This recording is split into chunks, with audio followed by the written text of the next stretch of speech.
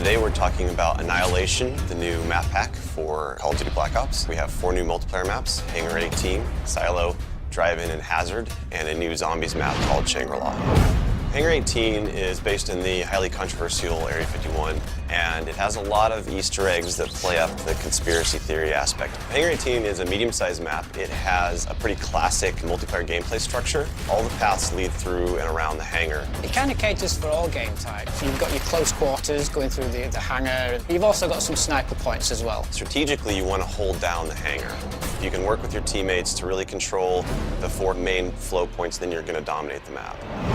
Silo is based on a Russian underground nuclear missile silo construction site. It's probably one of the largest maps in the entire game. Silo favors players who take their time because there's a lot of flank routes and a lot of interconnecting paths.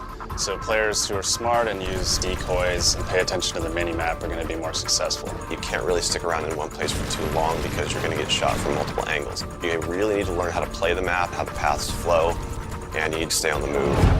Nuketown was a really hugely successful and popular map with Black Ops, and we wanted to do another map in the DLC that kind of emulates that style of gameplay. Drive-In's a fairly small map, but it does have a variation of battles. You've got the wide open area in the middle, the actual Drive-In itself, but then you do have close quarter battles down the side.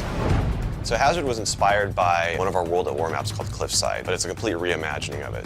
We've actually turned it into a golf course. It's a great level. Hazard is probably one of the only maps in the game that focuses almost exclusively on long-distance engagements, and the long-range snipers and LMG gunners and assault rifle guys are going to have an advantage. You're definitely going to want to avoid the fairway if you're not a sniper and stick to the edges of the map where there's some more intense choke points and medium-range engagements.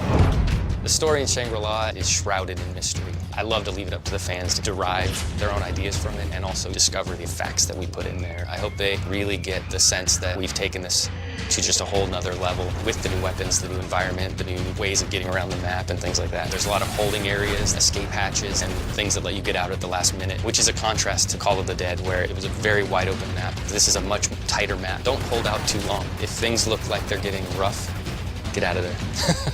It's time to go. With Annihilation, we had a goal that we really wanted to push the visuals in all the maps. Each map feels very unique from one another. They feel like the kind of maps that you just want to spend a lot of time in.